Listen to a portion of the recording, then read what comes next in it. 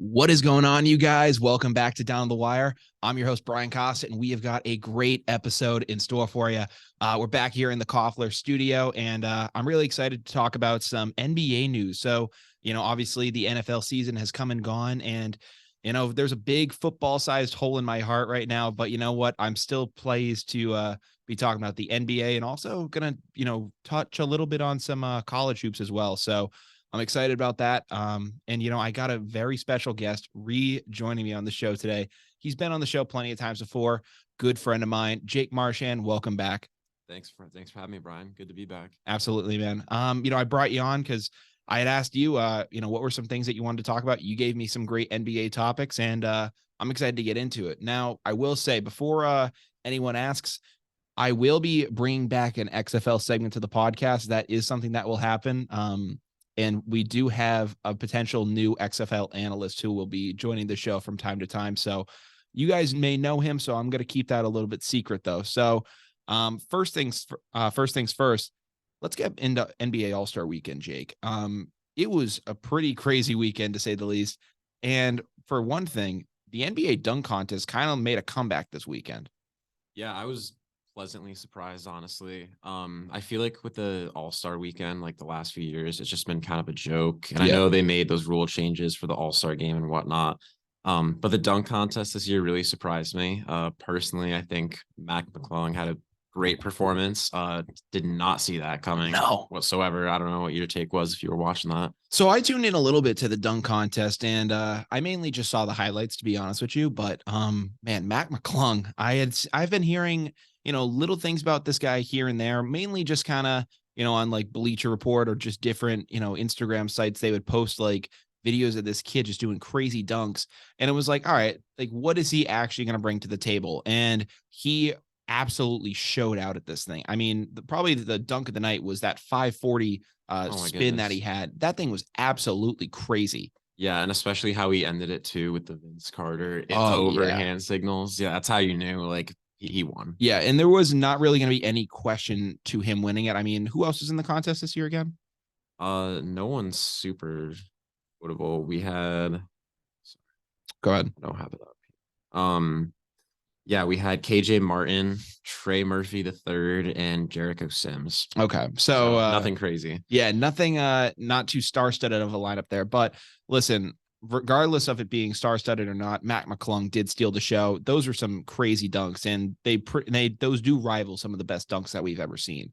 I will say this. The dunk contest, unfortunately, though, it's kind of dying. And it's not even dying. I'd say it's dead. Like this was a great like sign of life. Like, hey, you can still have an entertaining dunk contest and have people do crazy things, but for the most part, it's not what people are interested in anymore.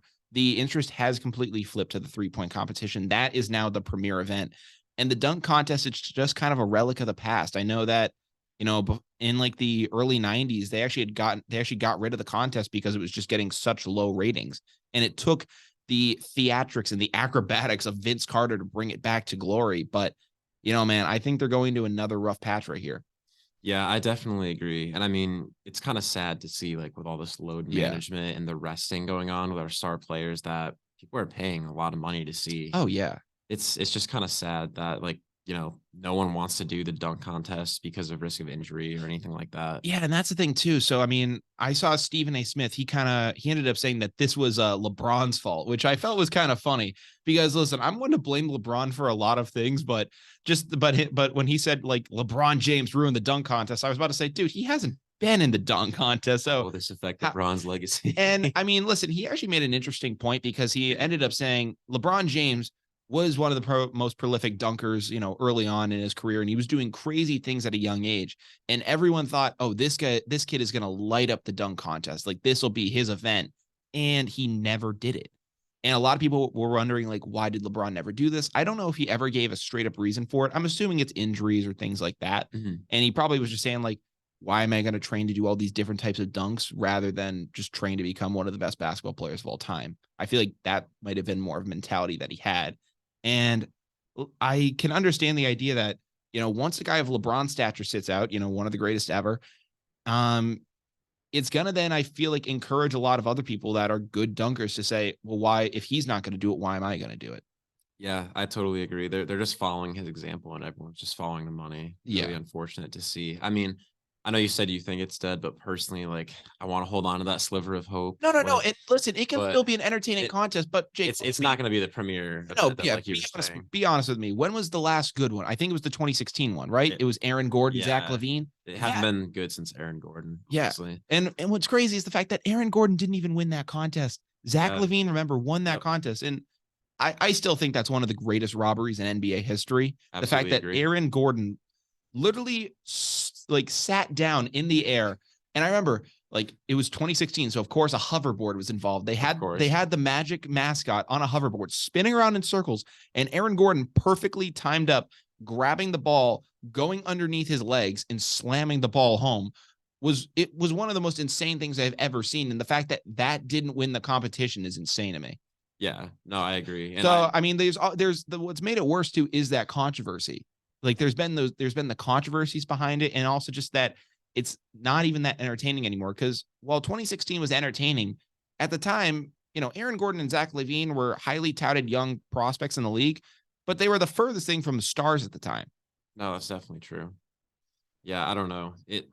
I just talking about it just makes me sad. Yeah, I miss it. I Bring mean, back Vince Carter. Like, John Morant should be in the dunk contest. Like, he's yes, putting up posters in game, like clearing centers. Like, he's putting up posters in games that would be tens in the dunk oh contest yeah, it's against so sad. defenders. Like it's like, dude, come on. Yeah, it's just so frustrating because like the talent's there. You Yes. see it on a weekly basis, like throughout all the games. But Mhm. we need to start bringing that because excitement back. I've heard the argument too that people are saying like, oh, I think we've reached the limit of what humans can do dunking a basketball. And while I think that we're running out of feasible ideas, I don't think we're completely I don't think that there's completely no creative dunks left. I mean, look on YouTube, you can find all these guys doing these crazy dunks still, Oh yeah, just like regular guys too. It's wild. yeah. No, I think it would be interesting if like I doubt this would ever happen because the league likes its exclusivity and Yeah. whatnot for their brand. But I almost wonder if they had like two civilians like go to the NBA dunk contest. Oh, like one of those guys that like one of those YouTube guys. Yeah, like one that comes to mind is Jordan Killigan. I think is his name. Okay. He was the guy with like the blonde haired man bun. He does insane stuff. He'll like throw his elbow back and bounce it off and dunk the other hand, like just stuff you wouldn't see in the NBA dunk contest. Jeez. I mean, and that's crazy. I mean, that would be interesting because those guys just train how to dunk a basketball. So I mean, like it would make things a whole lot more interesting. And I mean, yeah, I want to see something change with it because it's just gotten stale. And while Mac McClung, credit to him for, kind of turning back the clock and making people interested in the dunk contest again, people aren't tuning into NBA games to watch Mac McClung. It's No. not happening. I will say though, to give him credit, he had one of the best 48 hours of his life because I don't know if you saw, he got a deal with Puma after he won the dunk contest, like yeah, and then 24 hours or something. And then he basically made his entire career earnings that night too, because he got $100,000, and I think I looked it up. His career earnings it's like 106,000. So like he Wow. basically doubled his net worth in a night.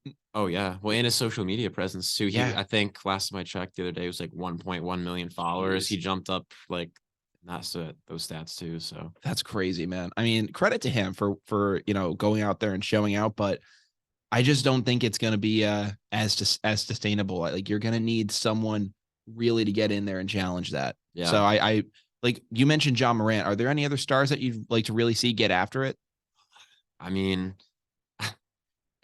I wish Blake Griffin would turn back the clock. That's like my biggest wish. Listen, man, I'm gonna be honest with you. Blake Griffin is not jumping over Kias again in his life. No, that because I was about to say after the Zach LaVine Aaron Gordon contest, that was probably the most memorable dunk that we've had in a long time. Where Blake Griffin jumped over the Kia. Yeah, and he's done little things now and then. Like when he was playing for the Nets, like he got some jumps in there, but yeah. he's old. Yeah, he can't do that. And he's a great role player now for the C's, but come on, man, like he's not that guy anymore, and it's just so unfortunate. Trying to think if there's anyone though that really kind of comes to mind, like because it's not. It can't just be like some center. It needs to be someone who has bounce and can like do stuff with the ball in the air.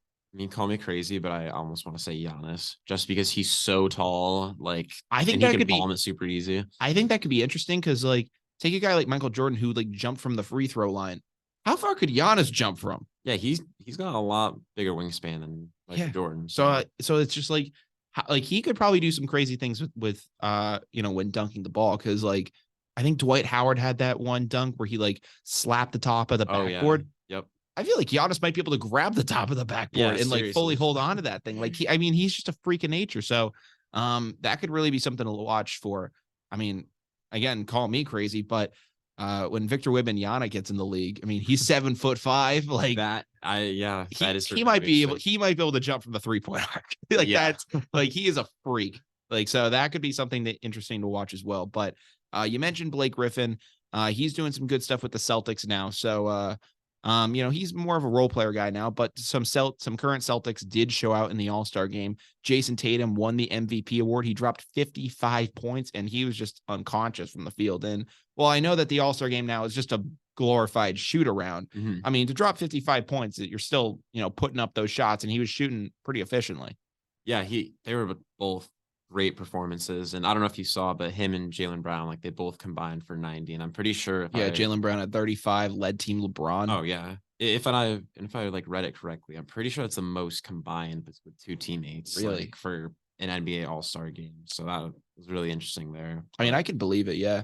I mean, it's been an entertaining, like I like the rule change now where they've done like the target score. Mm-hmm. I think it's like interesting. Like I appreciate how they did it in honor of Kobe Bryant, but I'm just wondering, are there any other changes you'd like to see to the game to make it more interesting? Because what I've noticed is like it's nowhere near as competitive as it once was. It used to actually have a little bit of an edge to it. It was never a game 7 type atmosphere, but I feel like now like it's just so soft.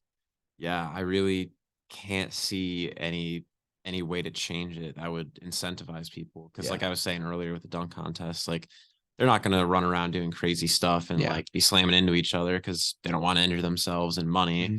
So I mean, maybe like if you did like bonuses or something for players who like hit a certain goal, and maybe that could be another thing players could watch too, like or fans could watch rather, like if you have target goals for athletes, and like if you say, oh, you'll get like this bonus of $500,000, which is absurd. Oh yeah, but like people would like watch that and bet on it. That would definitely cause some sort of fan excitement too. I agree.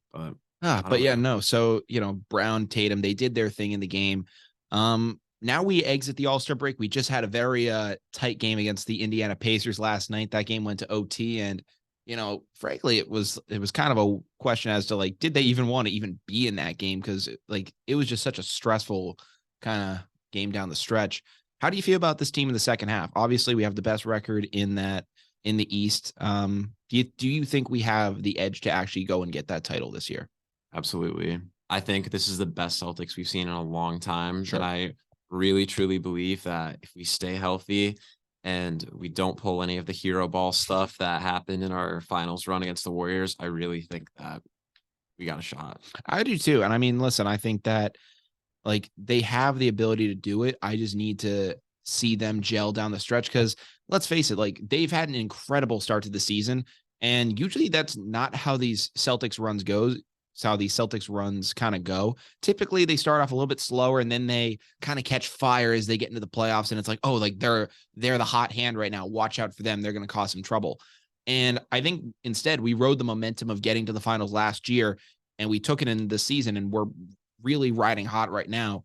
The challenge is going to be sustaining that, because we could easily, end the regular season and kind of a whimper, and kind of, we could even still be that first seed in the playoffs. But if we're not gelling together as a team, and we're not, like you said, if we're having those hero ball situations, it could really be a problem for us. So I'm hoping that everything can kind of stick together. Joe Mazzulla can ride this thing out and then get us to the promised land.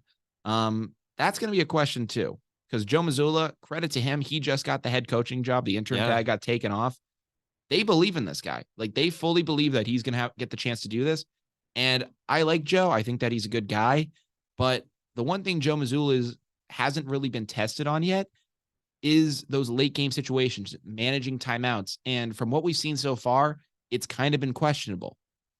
Yeah. Like he's had some questionable timeout decisions. I mean, not all of them have been bad. He's done a good job for the most part, and I like him as the head coach, but because they've been so efficient in these games and blowing so many teams out of the water, you haven't really been able to see, oh, the situation's kind of like this is a really tight situation. How's he going to manage this? Yeah, you can't get comfortable. No. And it's honestly like I feel like the Celtics are like a fourth quarter team. Yes. Like because we have a lot of scoring potential on the team. And like you were kind of saying too, like Joe Mazzulla, one poor timeout, and especially in the playoffs, I could lose you a game. Oh, yeah. If it's super tight. So I totally agree. Interested to see how he's tested on that and if he perseveres or not. I hope he does. I have the utmost faith, but yeah, I truly think we have a chance at the chip this year. Looking forward to getting closer to the playoffs and hopefully not experiencing any burnout in the process. Mm-hmm. As we do make that push for a chip, there is a team in the Western Conference, the Phoenix Suns, who now look like the runaway favorite on paper. Now, we're still going to have to see how that plays out. Has Kevin Durant suited up for Phoenix yet? I don't think he has. I don't think so, no. Okay. I'd seen a rumor that he might suit up today, actually, because I think, isn't it true that the Suns are playing the Thunder tonight? I had heard that. So. I had heard a rumor that he was going to suit up for this game. I'm not sure of that. If you want to look into that and possibly corroborate that, but yeah, I'll have to look. Yeah. But from what I can tell, that's going to be a very potent team to mess with down the stretch. KD, obviously still one of the best players in the league. Devin Booker, great young star. And then you have the veteran presence of Chris Paul. People are wondering whether that's a big three or not. I consider it to be a big three, whether or not, even regardless of Chris Paul playing at an all-star status or not. I absolutely would agree. Yeah. I think the Suns are a pretty big threat in the playoffs. I mean, you also got to take in the talent of DeAndre Ayton too. He has a pretty big presence in the paint. And like that's going to be a really challenging that'll be really challenging for us if we meet up with them in the finals. But we've proven that Tatum and Brown can now go toe to toe with KD in a playoff setting and outplay him like they did in Brooklyn. Obviously, that was a very toxic situation there, but we were able to go toe to toe with him and deal with him at that point. He is on a new franchise now. He's with a pretty good loaded roster that, it looked like their window was pretty much closed and they jammed that thing wide back open. They said, no, we are not done yet. So it's going to be an interesting time down the stretch. I got to ask you though, that's in the Western Conference. So like that's, hopefully we can just get to the point where we face those guys. We still have to go through the entire Eastern Conference playoffs and do our thing there. Who is the team in the East that you are most afraid of as a Celtics fan to face? Ooh, I mean, I want to say the Bucks, but honestly, 7 games, I might have to say the Cavs. I call me crazy, but Donovan Mitchell has been going on a tear this season, and I don't know. That's kind of scary because he had what was it like a 71-point game or something like that, like earlier in the season, like something like that. He's been absolutely going on a tear, and I mean we've shown that we can like contest Giannis, and especially with like a full healthy roster, like we'll be okay against the Bucks. I think sleeper pick Cavs. Donovan Mitchell's been doing really well, and that scares me. Yeah, I mean, I'll say this: I think the Bucks. That's probably the safest pick as as a team that is going to make me worried. I mean, Giannis didn't have Chris Middleton last year, and they still were a problem for us. So if he's healthy down the stretch, and they are they are clicking, that's going to be a very scary team. The other team that makes me nervous, though, and this is my sleeper, it's the Miami Heat. They're at the 7 seed. They're at the 7 seed right now. And as you remember last year, we met up with those guys in the Eastern Conference Finals. And they were a Jimmy Butler 3 away from knocking us out of the playoffs. So I mean, listen, we would actually probably face them early on in the playoffs, maybe like first or second round. So I'm not saying that this is going to determine whether or not we return to the finals or not, but these guys have been a thorn in our side for years now. Jimmy Butler is just I don't even consider him to be that true number one guy, but he has that mentality and he's able to get shots for his guys. They just got Kevin Love. So I think that, he's going to be reinvigorated being down there. And I don't know. I think that they could actually surprise a lot of teams come playoff time. Yeah. I'm looking at the roster right now and because I mean, I'm starting to agree with you. Because they're 32-27 right now. Like they're not running away right now. And they're, almost out of the playoff hunt. but they're one of those teams that I feel like could play spoiler early on in the playoffs, especially if the Celtics get down on themselves, like, they've been known to do in previous years. Mm-hmm. So I watch out for the Miami Heat. I will say that because they will probably not go down easily if we have to face them. I highly doubt it. And they have some pretty decent depth too. Like, I don't know if you remember how Max Strus played and the infamous 3-point shot where his foot was on the line. Oh, geez. And then you still got Ty Hero. Oh yeah. He's him. He's always just a menace. He's always going to create trouble. So, watch out for him. Watch out for the Bucks. I will say this, the 76ers, I don't worry about. I really just don't fear them. The matchup of Embiid down low still is one that I don't like that much, but we do have Rob Williams. Even though he's a little bit undersized, I think he can manage for the most part of that game. Yeah, I agree. I mean, you do have James Harden, so that's going to make things obviously interesting as well, but I'm not as afraid of the 76ers as I am of the Bucks or a team like the Heat that could just play spoiler. Come on, Mac McClung. They dunk over everyone. Yeah. They're just going to send Mac McClung on a run down low to dunk us out of the playoffs. That's what's going to happen for sure. But yeah, Jake, another move that happened in the NBA. I know that this was something that, transpired recently was Russell Westbrook. He got, traded, what was it, to the Utah Jazz or something? Yep, it was the Jazz. And then he immediately got bought out because the Jazz said, we're not doing that. And he hit the free agent market. And people were wondering, where is he going to go? Like, where's he going to be moving to next? Apparently, he's not going to be moving at all. He's staying in LA, but he's going from the Lakers, and he's going to be suiting up for the Los Angeles Clippers. What do you think of this move? Obviously, Russ struggled really bad with the Lakers. So I'm a little bit weary as to how he's going to do right now. Like, I think we've seen the best of Russell Westbrook. I think that it's going to be really tough for him to reinvent himself this time around. Yeah, I agree. And that's the unfortunate thing, because I like Russ. I think he's a good player. I think he's a good guy, but I just don't know. It feels like sometimes there are these guys in the NBA that, regardless of them being quality players or not, their name just gets soured by just a couple different, games and stuff like that. Another guy I can think of right now is Carmelo Anthony. The fact that he doesn't have a job right now is crazy. He could definitely be on it. He was a good role player for a couple years. Exactly. He could definitely be on a roster right now, but teams don't want to take him in. And I think that this could be the start of Russell Westbrook having that kind of a potential fall off. I don't want that to be the case, but if this pattern continues, we could see that start to transpire. Yeah, you got to remember, Russell Westbrook is 34 years old. Yes. So the player we saw 6 years ago, that's not him anymore. That's not him anymore. I think he's really still struggling making that adjustment. Like, you see players going into older age, and I say older, say 34 as if it's super old, but in sports, that's very significant. Athletically, yeah. And you're exiting your prime at that time. He's exiting his prime, and we keep talking about the importance of sustainability just for individual players too. That's a huge problem. And I think he needs to put some shots up in the Mac or something. I'll rebound, whatever. But he needs to practice that 3-ball and start making some adjustments. I mean, man, even when he was getting those triple doubles and, averaging that, he averaged that for what, 2 seasons? Yeah. So a long time. Yeah. So he, unfortunately for him, that is going to be even when he was doing that, he still didn't have that great of a jump shot. I remember when he hit the mark to where I think it would officially make it so that way he averaged that triple double. He actually did hit a pretty clutch 3, and he's actually had some pretty clutch shots throughout his career, but it's never been consistent enough to say oh, you got to watch out for Russell Westbrook beyond the arc. That's never been an element of his game. His game has always been, hey, I'm a power forward who plays point guard. That has always been his game. Or he's a point guard with a power forward's mentality, because he can just go in and barrel you over because he's just that strong, that powerful. But when you're older, your knees start to kind of go a little bit. He doesn't have the same jump that he used to, because when he was with the Thunder, he was going crazy. Oh my goodness. I mean, something to watch. You remember the highlights he was doing? He was insane. He's not that guy anymore. No. He's not that guy. So unfortunately, I think that this is probably the best situation he's going to be in right now. You're surrounded by Kawhi Leonard, Paul George.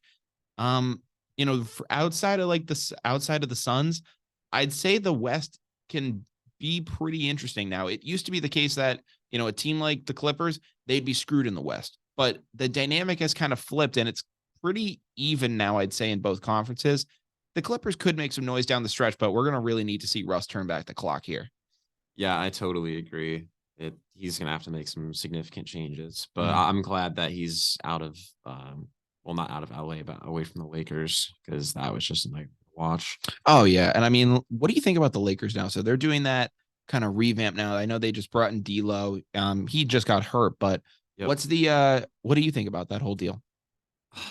Yeah, I mean, I just gotta see how it goes at this point. Like, I really don't want to speculate too much, but I mean, having Westbrook out of there is definitely going to alleviate some issues, but I'm still like, I know the trade deadline's passed, but like Anthony Davis's like role with the Lakers is definitely going to be an interest I'm following, because he's kind of fallen off a little throughout the season. Remember at the start of the season, like his starting performance, he was like doing really well, and then I don't know, I don't know. I'm just interested to see in the change in the team dynamic. Yeah. I'm interested to see it too. I mean, if LeBron, I'll say this, we always say, how does this affect LeBron's legacy? And it's now a quotable. It's now just a meme at this point. But what do you think of LeBron and his legacy if the Lakers manage to miss the playoffs again? You have him, you have Anthony Davis. You seem to have all the right things happening for you, but it just can't come together. If he misses the playoffs again, what do you think about him in the situation? It's not a good look. But I mean, it's not going to affect his all-time status. Like his legacy is cemented. So I recently like admit that I opened up. I think he's the GOAT at this point. Okay, I won't go that far. I think he's one of the greatest. I will admit that, because I mean, you break the NBA's all-time leading scoring record. You have to acknowledge that takes some greatness to at least achieve. But I still have to look at Michael Jordan, and he missed 2 seasons out of his prime. Yeah, he literally went and played professional base 2.5 seasons, if you're being honest. He left and just said, all right, I'm not even going to attempt it. Where is Michael Jordan on the all-time scores list? Like 6? I believe so. Yeah. So, I mean, he's number 6 all time, where he missed those seasons. And then he retired at 30, 38, and then came back at like 40. Yep. So if he then played those other 2 years, in my opinion, Michael Jordan would have gotten that all-time leading scores, chip, no problem. Like if he played his entire career out, no retirements, nothing, he would definitely be the all-time leading scorer. Now, LeBron might have the chance to then break that score, depending on what it was set at. But I think that as of right now, it's still going to be MJ for me. And unless LeBron can match him in titles, I'm just going to have a hard time with that. See, yeah, that's the thing with me. And I know not everything is titles, because if we're going to say titles, then people would say, well, Bill Russell's the greatest of all time. And I respect Bill Russell, and I understand that he's a great player. I don't think that, but there is just still something about Jordan's game. And I think that there are just other accolades that we aren't taking into effect, because Jordan was a multi-time defensive player of the year as a guard. That's incredibly tough to do. And I know Marcus Smart just did it, and he's, claiming himself to be the DPOY. Michael Jordan did that multiple times. So I don't know. But Jake, I do have something I want to get on to as well. This is a interesting story coming out of the NCAA. I was not too familiar with this, but this is from All Sports News on Instagram. And it says that Alabama basketball player Brandon Miller allegedly supplied a gun used in a murder. And this was a murder that happened in January, and the murderer was his former Alabama teammate, Darius Miles, and another guy. So apparently Brandon Miller supplied the gun. As of right now, he allegedly was not involved in or any of this stuff. And I have to say allegedly, because we don't know the case. Honestly, I don't know. Mm-hmm. And what was crazy about this is that not only did this happen, they then chose to not do anything about it. They chose, all right, we're not going to suspend him. They said, all right, after the gun report, we're not going to suspend him. They had 36 hours, and they said he's going to play in their next game. And then this guy proceeds to go out for Alabama and drop 41 points, including the shot that sent the game to OT and the game-winning basket. So they chose not to suspend this guy. And then he goes off and has a monster performance. Talk about a guy just being able to completely turn off the news. He does not care. He's insane. And this guy is going to be he was projected to be a potential lottery pick. I don't know what's going to happen to him right now, but this is an absolutely crazy story right now, because they have the chance to be one of the potential number one teams entering the tournament. And I'll say that for Alabama basketball, that's rare. Because typically you think of SEC basketball, that's Kentucky. Mhm. That's Kentucky all the way. That is usually their sport. They're having a little bit of an off year this year. And Alabama's taken some of their good fortune from football. They're turning it onto the court, and they have been crazy this year. They're the number 2 team in the nation at the moment. Wow. Yeah, that's pretty crazy. Are we sure this guy isn't Gilbert Arenas' son? Oh, Jesus. Oh. That's a whole nother story, man. But I've seen people like saying things like, "Oh, this guy's really good at creating shots for people." I'm like, "Oh boy." Oh, yeah. So it's again. Yeah. So this guy's definitely been getting active. But yeah, so it says that he scored 41 points, and it was a firestorm of criticism. Let's see. Miller's attorney said that Miller was unaware of the gun ending up in his teammates' hands that January night. Citing video, the district attorney said yesterday Miller would not be charged as intent can't be assumed. Fast forward to tonight, Alabama released a statement 4 hours before the game saying Miller would remain on the active part of the team.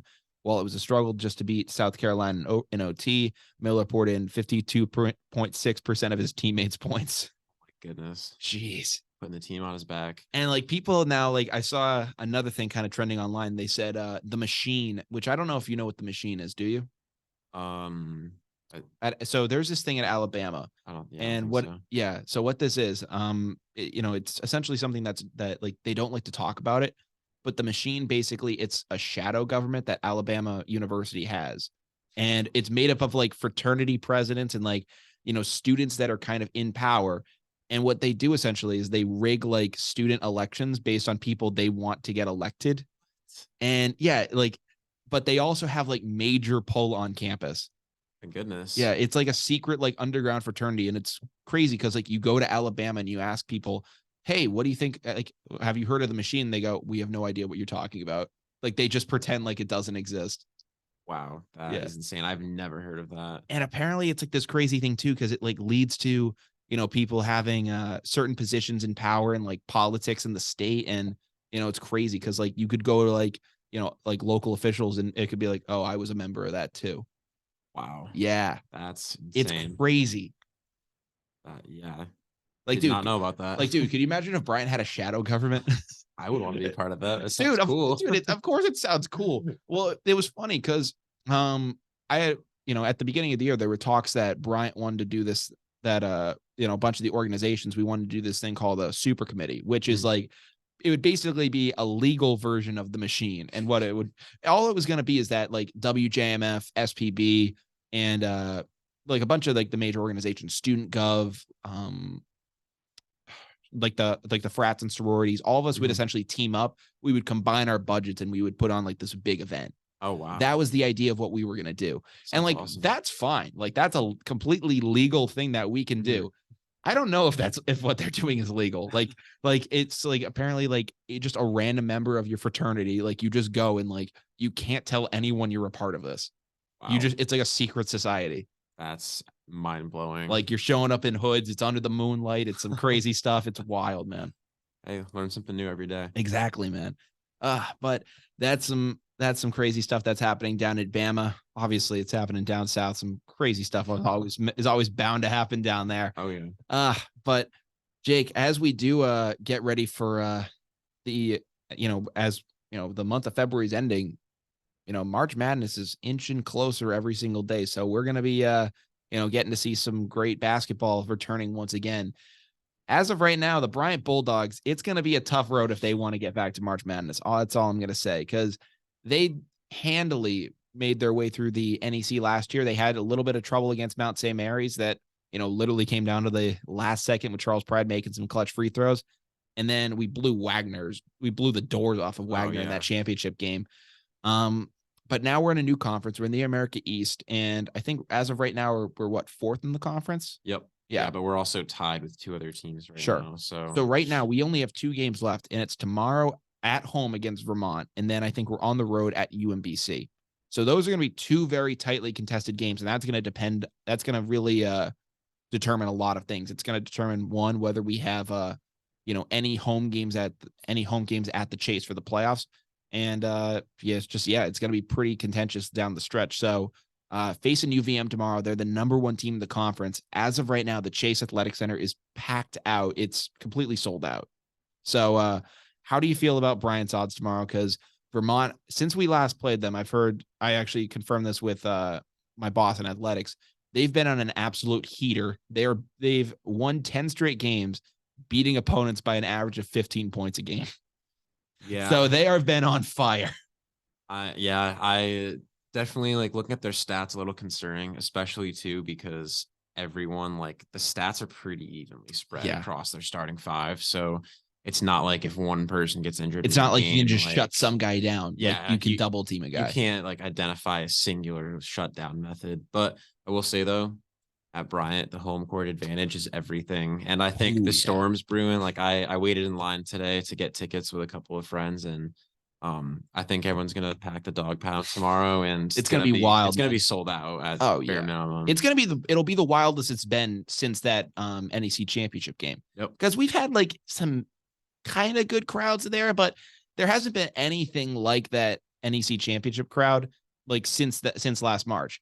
And I was getting emails about people saying like, hey, you know, if you like line up to like get tickets for the basketball game. I'm like, wow, like this hasn't happened in a while where you have to like where they're actually making us sit out and get the tickets. Like this has been some time. Yeah, they went the whole 9 yards too. Thank you to the Bryant basketball team for providing pizza as well for those of us who are waiting in line. That was awesome and much appreciated. But yeah, I'm looking at the attendance numbers for this season, and kind of like you were saying, they're nothing crazy. No. We like our last home game, we only had 842 people in attendance. So that's kind of tough. Yeah. I mean, this is going to be, I do imagine the game's going to be sold out tomorrow. So it's going to be a madhouse there. Oh yeah. And it's a blackout game too. So everyone's going to dress to impress. It's going to be great. I'm going to say this. So I actually work for Bryant Athletics. As you know, Jake, I work as a cameraman. So what I've noticed, and, you know, people have told me this because working in athletics, on like in the stadium, the blackout looks really cool. It's like a black hole. It's like really nice,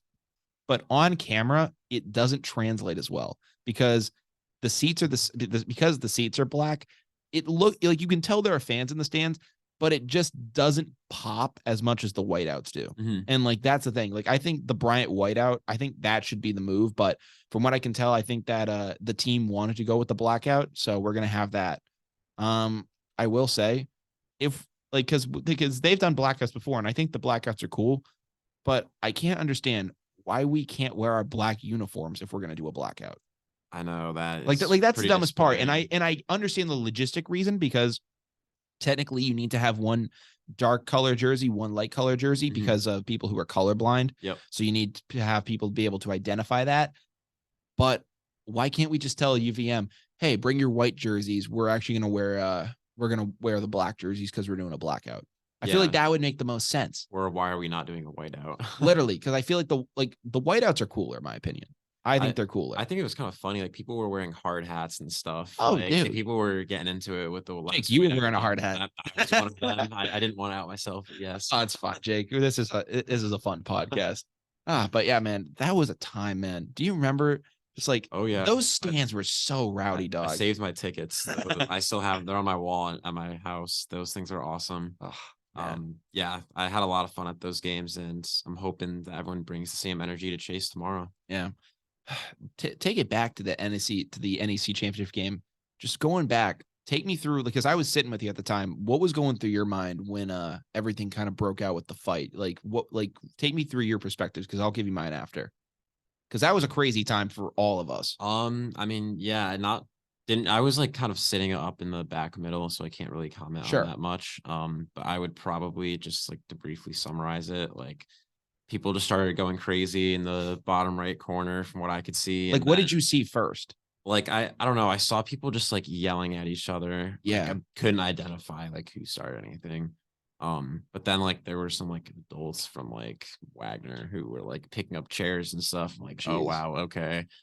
So, and my mom texted me. She's like, "Don't get involved in any of this." She was watching the game on ESPN. I'm like, "Mom, I'm already sitting here. Like, I'm not doing anything." And like you said you were sitting, because that's one of the interesting things. Because I from the way ESPN showed it, and I'm not blaming them for it, but the way they showed it, it looks like it was like the entire stadium was in like a melee, where that was the furthest thing from the case. There was a pretty decent chunk of people fighting.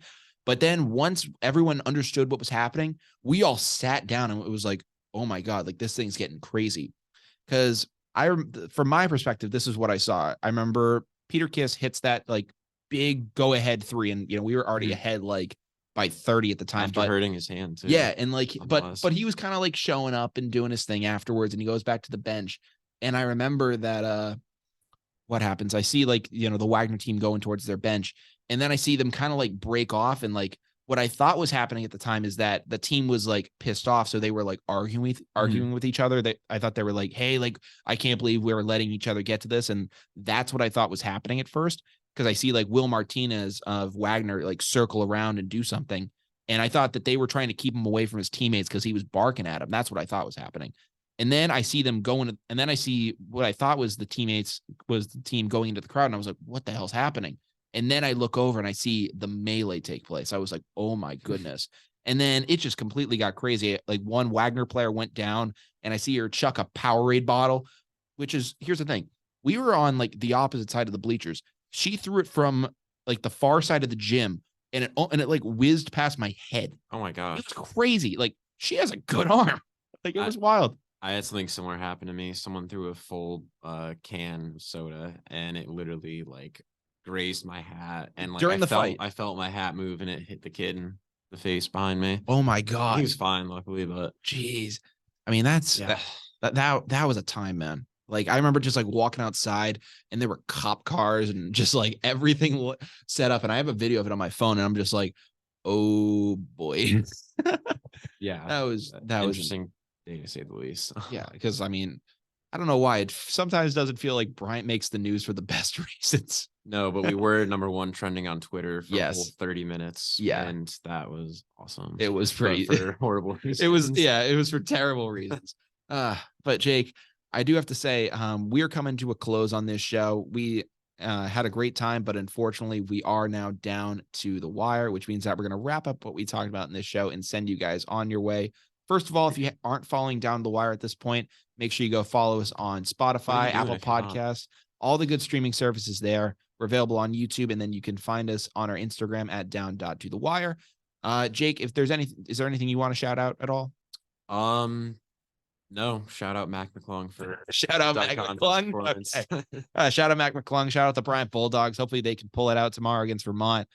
We talked about that on the show, as well as Alabama star Brandon Miller dropping 41 points after, allegedly providing a gun used in a murder. Again, allegedly, we do not know what has happened here, so I do want to, err on that side of caution. We talked about Russell Westbrook going to the Los Angeles Clippers, as well as Jayson Tatum and Jaylen Brown showing out in the All-Star game. We talked about, and then, starting off the show, we talked about Mac McClung having a stellar dunk contest. So it was a great show. Jake, thank you so much again for coming on. It's been a blast having you.